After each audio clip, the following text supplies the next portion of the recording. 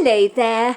Welcome to the Saroy channel, wherever you are in the world, and so much love to each and every one of you. How are you doing? I hope you're doing remarkably well. I'm doing great, thank you very much, and I'm so glad you've joined me for a fabulous story tonight. But before we get started, don't forget to subscribe to the channel. Click the notification bell and the thumbs up, and let's get started with tonight's story. Please, Mr. Crouch, please be reasonable. Please let me stay in this apartment for a little longer. I'll get another job as soon as I possibly can, and I'll pay you everything I owe you with interest. If you kick me out, I've got nowhere to go. I'll have to live in my car. Mr. Crouch did not look remotely amused, and I was sure his sympathy towards me was waning thin.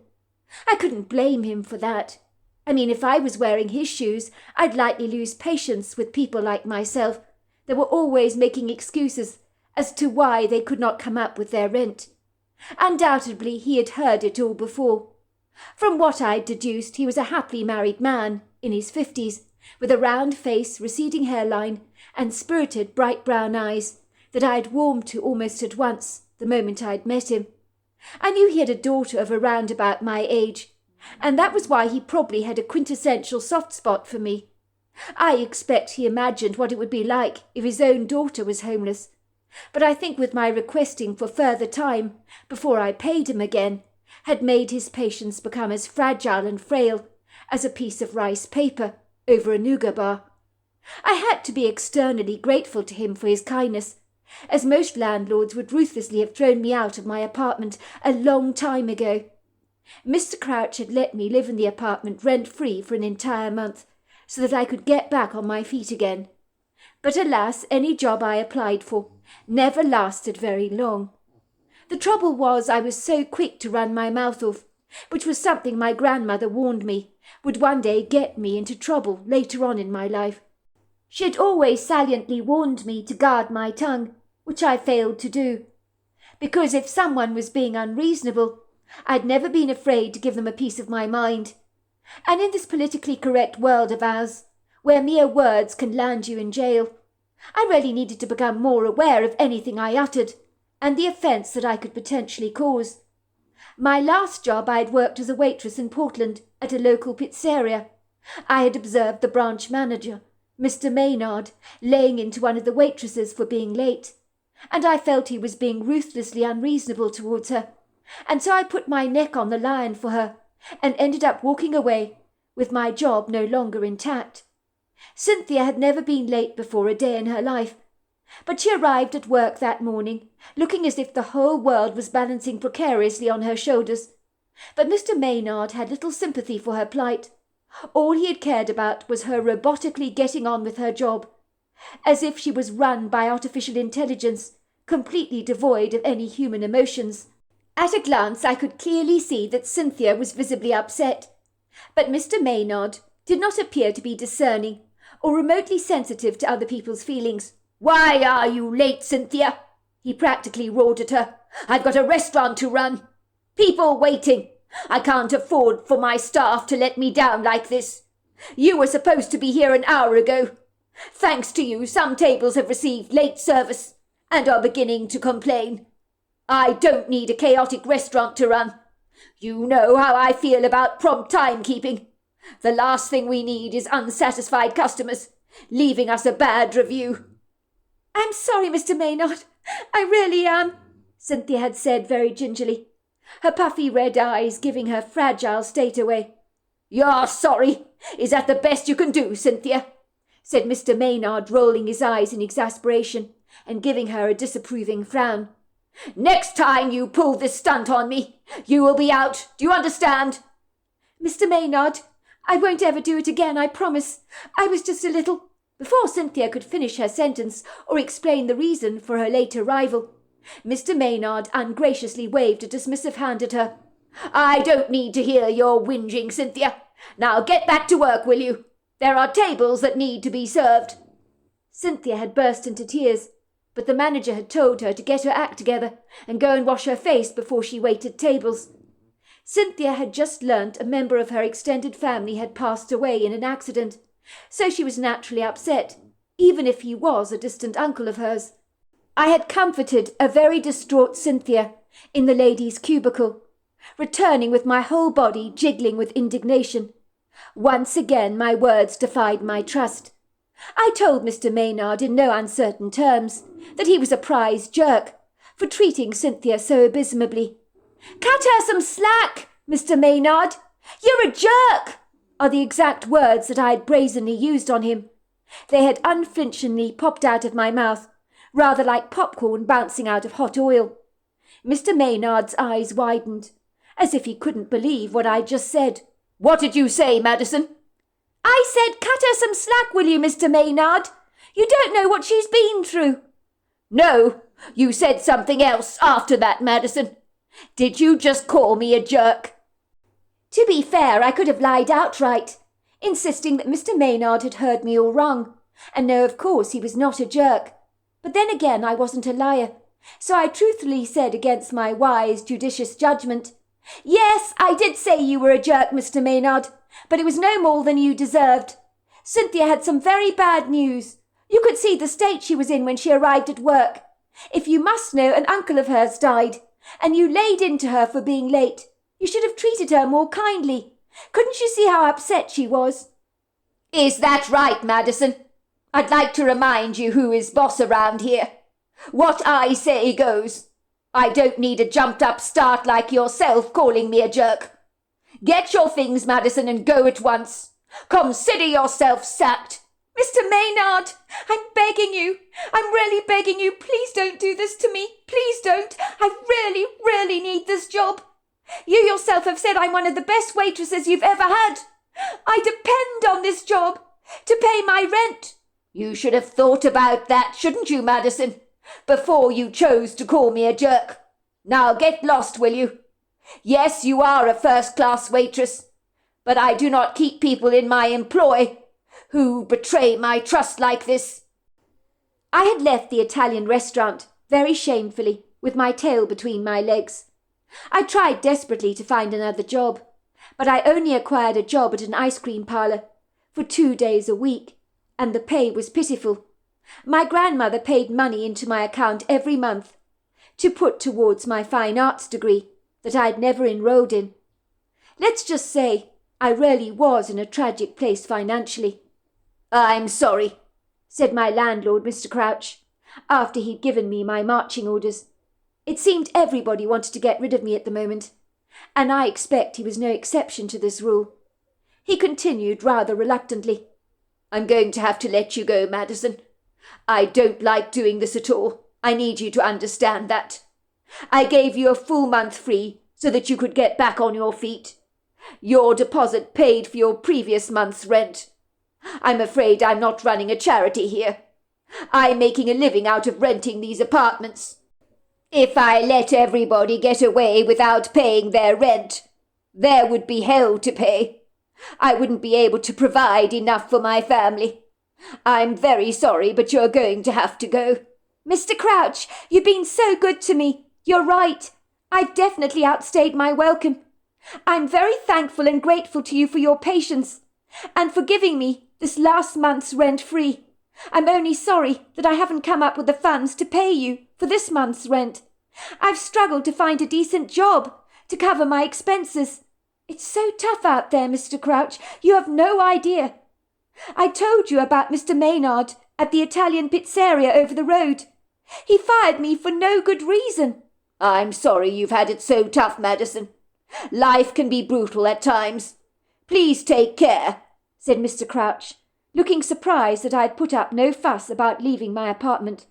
But let's just say a condemned man knows when he's lost the battle, and I knew any pleading with Mr. Crouch would fall on deaf, rather useless ears. The man had been incredibly good to me, and I didn't want to take advantage of his kindness. He had a marshmallow-like heart, and those kind of people are pretty special in my book, and they don't deserve to be exploited. Mr. Crouch looked at me through a furrowed brow. "You're a very nice girl, Madison. You know I've got a daughter your age. You remind me a lot of her. You even bear an uncanny resemblance to her, which is slightly disconcerting for me, because in the circumstances it makes it 1,000 times harder for me to tell you to leave. I would hate to see her getting her life in a tangle like you have done, and having someone like me throwing her out of her apartment. This is not easy for me, Madison. I need you to know that. Mr. Crouch, I know that, and you're an incredibly kind man. And if it makes you feel any better, I'm quite sure your daughter is far more astute than I am, far too clever to get caught up in some of the webs I've got entangled in. Let's just say I've got myself into this mess all on my own, and I'm going to get out of it." Mr. Crouch looked visibly upset by my candour.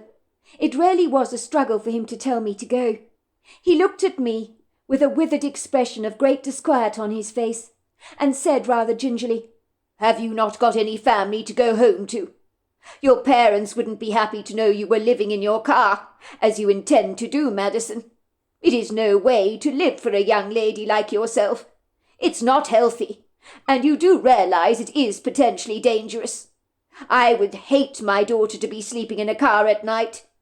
There's some nasty people out there who could wish to prey on a young lady like yourself.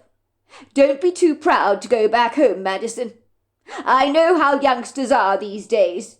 You forget I was young once. You worry your parents will be disappointed in you, I suspect. Nothing could be further from the truth. I'm sure your parents love you very much indeed, and above anything else in the world, they want to know that you're safe and well. We all slip up from time to time, don't we? Sometimes we need a helping hand. There is no shame in reaching out to your parents for help. I'm sure they will not judge you.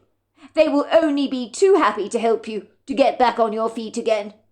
Whereabouts do your parents live, Madison, if you don't mind my asking?" "I don't have any parents, Mr. Crouch," I said flatly, unable to hide the crack that seemed to erupt in my voice, so it sounded more like a squeak. Even all these years later, talking about my parents tugged at my heartstrings. Ostensibly to talk about two people I'd never known in my life was a reminder of all that I'd lost. It had a way of breaking me down like nothing else in the world did. "As I was saying, I don't have parents, Mr. Crouch," I repeated. "They died when I was about 8 years old in a car accident. A lorry was driving on the wrong side of the road. It drove right into them, ploughed into their car. There was a head-on collision. They were killed on impact, and were announced dead at the scene. The police said they would never have stood a chance. Their death was instantaneous. I think they said the driver was as drunk as a skunk, so he was put away for many years in prison. He did write me a letter of apology, you know, stating that he had drunk so much because his daughter had been diagnosed with cancer." Mr. Crouch looked visibly horrified. His hand immediately cupped his mouth. "Your parents died in an automobile accident? I don't know what to say. How dreadful. I'm so sorry, Madison. I had absolutely no idea. You poor thing. I cannot imagine what it must have been like growing up without parents. My parents gave me the stability to make the best of my life. Without their guidance, I'm not sure how far I would have got in my life. I've had to work hard, Madison, but I had no idea things were this bad for you. No idea at all." "You don't need to feel sorry for me, Mr. Crouch. I don't even remember my parents. It happened a long time ago, so I've never missed them, because I never knew them, if you know what I mean. I miss the idea of them. I've always envied people who have two parents. But I think not remembering them is probably a saving grace for me. It's easier not to miss people you don't remember, don't you think?" Mr. Crouch looked physically pained, hearing my story. It seemed to really affect him emotionally, which made him, I suspect, feel worse about throwing me out. But I wasn't looking for his sympathy or any handouts on his part. My parents' death had happened a long time ago. Given that I'd never remembered them, I felt no pain. But I did feel the loss of not being raised by two parents, as when I was a child, I had enviously compared myself with other children of my own age, who grew up in a loving family environment, with two parents at the helm of their ship. I had friends at school complaining bitterly about being grounded for stuff, and I remember I'd privately think to myself, "Quit complaining. You don't know how lucky you are to have two parents who really care about you. If they're punishing you, I guess it actually means they love you. I did, of course, realise back then that I'd almost certainly drawn the short straw. But I guess you just can't have everything in life, because it doesn't work like that. I would enviously watch other children's parents picking up them religiously from the school gate every day. They were always there for their children, fussing over them, supporting them in sports games, parents' evenings, school fetes, and so forth. So yes, I will admit, I'd often wonder what it must be like to have two loving parents. And I missed my parents in the way you might miss a dog you never got to own, or a place you longed to visit but never ever did. So who raised you, Madison? Asked Mr. Crouch. If your parents weren't there, who took care of you? You weren't adopted, were you? Or caught up with social services and their foster care system? Mr. Crouch pulled a disingenuous face. I hope the latter didn't apply to you, Madison. You hear unfortunate stories about children in foster care that don't bear repeating. No, nothing like that. I was never in foster care, I said. Mr. Crouch looked visibly relieved. I'm glad to hear that. I continued. If you must know, Mr. Crouch, it's my father's mother who raised me. That is my grandmother Doris. I've lived with her all these years. She sends me money every single month to pay for a fine arts degree.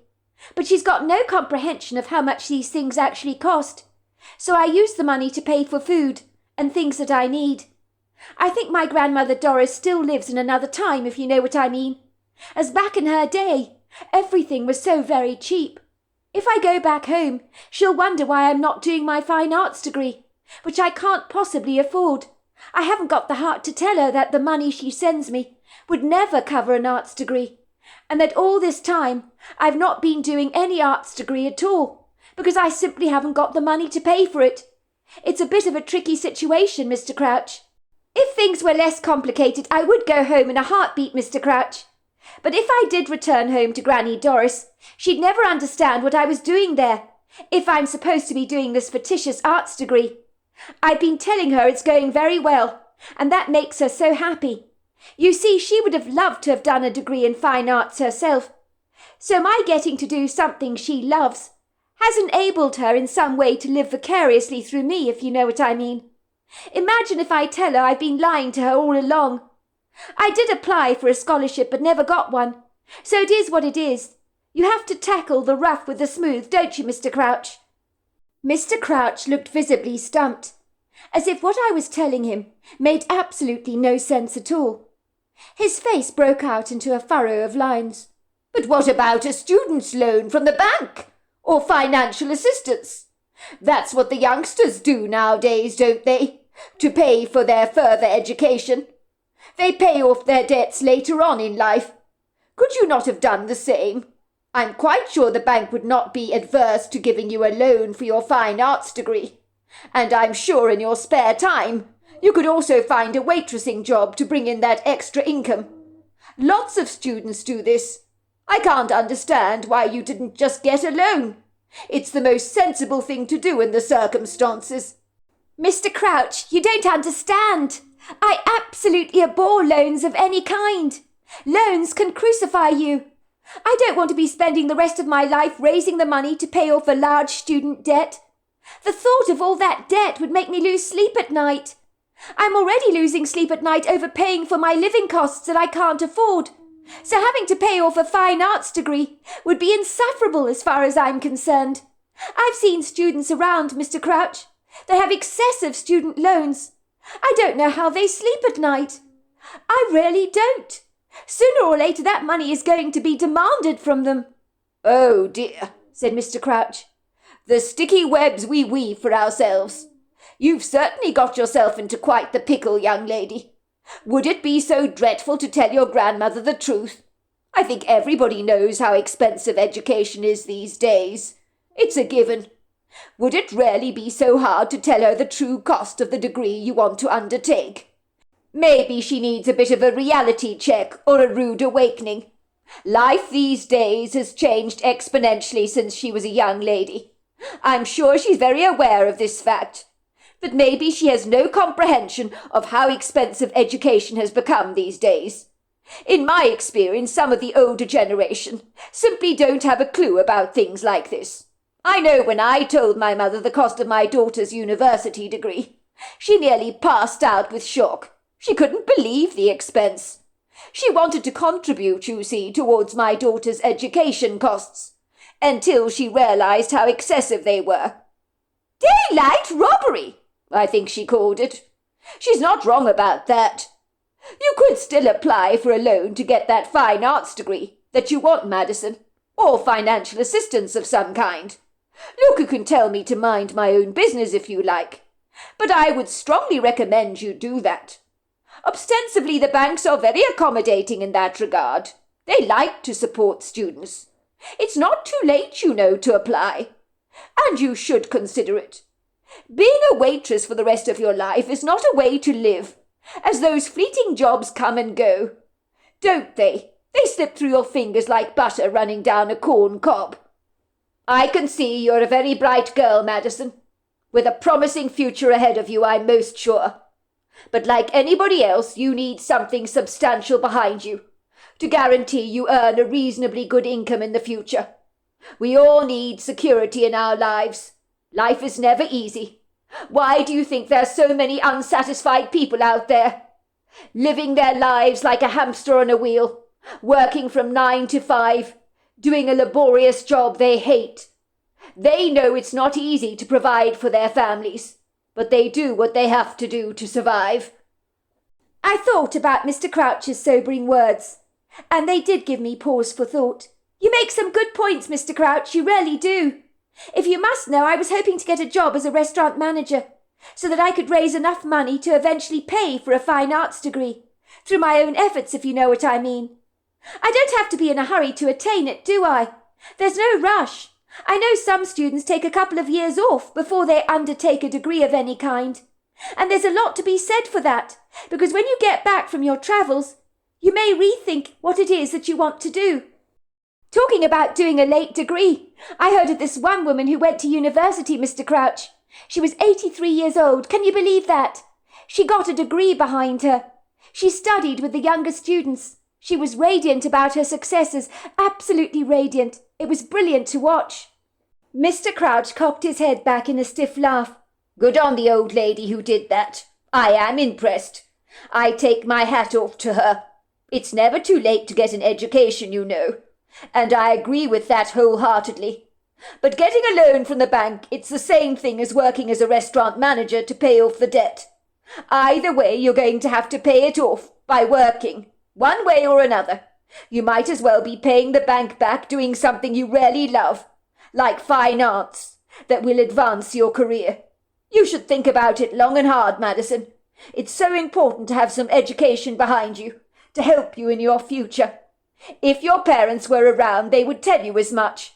I'm sure they would actively encourage you to take the bull by the horns and go for that degree.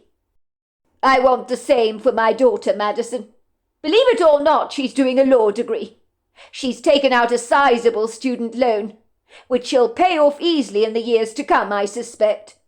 I assure you she gets plenty of sleep at night, even with that debt hanging over her head. She knows she will easily pay it off, in due course, when she gets that quintessential job. You'd be wise to do the same. I'm sure that's true, Mr. Crouch, and that your daughter will make a fabulous attorney one day. And with the rate they pay attorneys, well, she's got it made, hasn't she? She'll pay the loan off in a heartbeat. But a fine arts degree is very different. It's much more complicated and tumultuous. The road to success is never guaranteed, and it's a lot more rocky, I suspect. Well, I can't say I know much about fine arts, Madison. I don't know anything about the arts. But all the same, think about what I've said. I will, Mr. Crouch. You've certainly given me food for thought, and I appreciate it. Don't worry about me, though. I'll be fine. Look, young lady, I wish I didn't have to throw you out like this. And after all you've told me, I feel like a prize cad, telling you that there's no room at the inn. If I had another choice, I would let you stay here for a lot longer. But as it is, my wife is already giving me a rather hard time for giving you this apartment rent-free, shall we say, for an entire month. My wife is as tough as an old pair of boots. She's got about as much compassion as a boa constrictor, but I love her all the same, warts and all. If I gave you another month's rent free, let's just say my life would not be worth living. She's been on at me to throw you out, and I promised her I would give you your marching orders today," he said sorrowfully. "I hate doing this to you, Madison. Sometimes I think I'm not cut out to be a landlord." "Mr. Crouch, I don't know why you're apologising to me. There's nothing to apologise for. I should be the one apologising to you for outstaying my welcome and taking advantage of your kindness. I'm very sorry your wife has given you a hard time over this. When I get the money, I hope to pay you for the month's rent you gave me free, and I do mean that." "It's not necessary, Madison. It's been a pleasure to help you," said Mr. Crouch, waving his hand dismissively. "Consider it a gift. More to the point, Madison, where are you going to go after this? If you have so little money, please don't tell me you're going to live in your car. I couldn't bear it if you did that. Not that it's any business of mine, of course. Surely you can reconsider returning to your grandmother's house. I don't mean to go on at you about this, but I think it's a wise decision. I think you should be completely honest with her." "It's a bad idea, Mr. Crouch. I told you I simply cannot do that. You see, Mr. Crouch, my grandmother is a lot like you.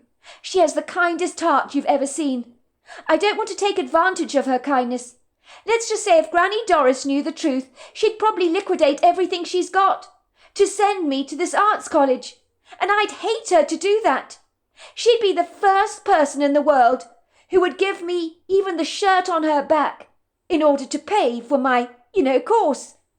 If you think I've got an aversion to borrowing money, Grandmother Doris is 1,000 times worse than I am. Her aversions to debt run very deep. I've grown up with my grandmother teaching me that borrowing money is a bad, bad idea. She's never trusted the banks for a single second. She's buried money on her own property, a treasure trove, I believe, so no one can find it. That's how wary she is of the banking system. Granny Doris has money, I'm not sure how much, but she's clueless about how much things cost these days. She lives in a completely different world of her own. She does a lot of bartering, you see, with the produce she grows. She has a kitchen garden full of incredible vegetables. She's got naturally green fingers. She's grown watermelons so large they'd blow your mind. She has incredible free-range eggs, which she sells at the market." Mr. Crouch stopped to consider my words, and then he paused for a brief moment and said, "If you don't want to go to your grandmother's house, there is somewhere you could go, but I'm not sure it'll be what you're looking for. But at least it would be a roof over your head. And I, for one, will rest easier in my bed, knowing that you're safe and not living in your car."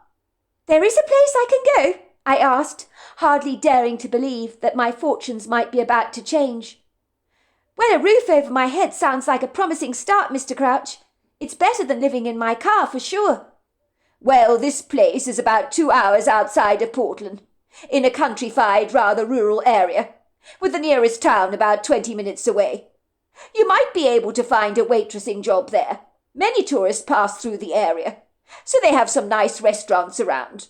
Now, I've got a house in the countryside that once belonged to my father, who left it to me in his will. I grew up there, you see. Never had the heart to sell the place, although my wife tried to encourage me to do so, but I refused. I'm a little nostalgic like that, if you know what I mean. Well, this place is about 2 hours outside of Portland, in a rural area. The nearest town is approximately 20 minutes away or so. You might be able to find a good waitressing job there, at the town, I mean. Many tourists pass through the area, so they have some nice restaurants around. Now, I've got a house in the countryside that once belonged to my father, who left it to me in his will. I grew up there, you see. Never had the heart to sell the place. I'm a little nostalgic like that, if you know what I mean. My wife desperately wanted me to sell up, because that's what she wanted. But I put my foot down on that, and I've been renting the place out ever since." "But of course you'd want to keep the place, Mr. Crouch, if you're attached to it, that is, especially if you grew up there. I understand that. It's hardly a surprise you want to keep it." "Well, I let out the property to a very nice couple called the Pearsons. They're in their late 50s, so their children have long since left home. The couple live in the main house, which is called Red Vine Mansion. Don't ask me why it's called that. I don't know where the name comes from, but if I'm to guess, I would say there might have been red vine growing in front of the house, and that's where the name came from. Suffice to say, there is a pool house at the bottom of the property that they don't ever use. The Pearsons have about as much interest in swimming as a spider has in taking a dip in the water. The couple both have a complete aversion towards the water. I think it's because when Mrs. Pearson was a little girl, she very nearly drowned in a swimming pool. It took her several EMTs to give her CPR to bring her back to life. Ever since then, she's never gone near the water. I suspect she suffers from some form of PTSD, even though it happened a significantly long time ago. I know the Pearsons don't ever use the pool house. It's kitted out with a kitchenette, bed, bathroom, and everything you could possibly need. It's a self-contained flatlet, if you like. But back in my father's day, it was used for parties and stuff like that. My parents were quite big socialites. They were always hosting the most fabulous parties. I could phone the Pearsons, if you like, and ask them how they feel about you living in the pool house. Maybe they will appreciate having someone on the property. I'll make a couple of phone calls and see if they will agree to this arrangement. They might want you to pay for electricity, but they're good people, and I don't see why they should refuse my request. I've known the Pearsons for many years. I was at school with Monty Pearson, who is a successful attorney in the local town. When Mr. Crouch told me that the Pearsons had said I could live in the pool house, I thought as if God had rained down manna from heaven. Moving into the pool house would give me time to think about what course of action to take in regards to my fine arts degree that I had put on hold. Maybe Mr. Crouch was absolutely right, and I should take out a student loan and be done with it. His salient words were beginning to filter through my mind and take root inside of me. They made sense. Why had I not thought about things this strategically before? That's a problem with not having parents to influence you. I missed their judicious wisdom to help me navigate my way through the labyrinths of life. Don't get me wrong, Granny Doris tried her best, but sometimes I felt as if she was caught up in a 1940s time warp. From the old-fashioned way she dressed to the way she viewed the world. Sometimes she'd even open up her purse, grab a few pennies and hand them to me, telling me to buy something nice for myself. And the amount she would give me would barely cover a cup of coffee, but I never told her that. How could I? My grandmother lived a modest life on a cottage on the Suttons' farm, but she owned the cottage lock, stock and barrel, along with a small parcel of land, where she grew her prize vegetables. The Suttons were distant relatives of ours. They were always buying produce in bulk from flour to sugar, so invariably they'd give my grandmother generous and free handouts in return for her cooking for them. And she would cook up a storm every time that would easily have impressed the Queen of England herself, were she to still be alive. Granny Doris was pretty much self-sufficient in every sense of the word, so her humble perception of money was very misguided, because she never spent very much. If I acquired a student loan, I wouldn't have to continue lying to Granny Doris about my fine arts degree, and that would make me feel significantly more at ease. My grandmother was quick to pick up if I was spinning a yarn. She was as sharp as a hawk in that regard, which was why in recent months I had avoided visiting her, as I was afraid she'd read me like a book and say something like, "Why do I get the ominous feeling that you haven't been doing a fine arts degree, Madison?" I knew she'd tell by my deflated demeanour that something was almost certainly up, and knowing her as I did, she would drag the truth out of me. I knew my grandmother would sell everything she owned to pay for my college and dig up the money if she had to, that she'd buried in the yard, and I was never ever going to let that happen. When I got to Red Vine Manor, I would try and find a waitressing job, I thought, in the nearby town, like Mr. Crouch had suggested.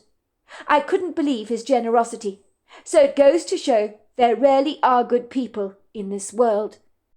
So there we are. That's the end of part 1 of our story. Part 2 is tomorrow night.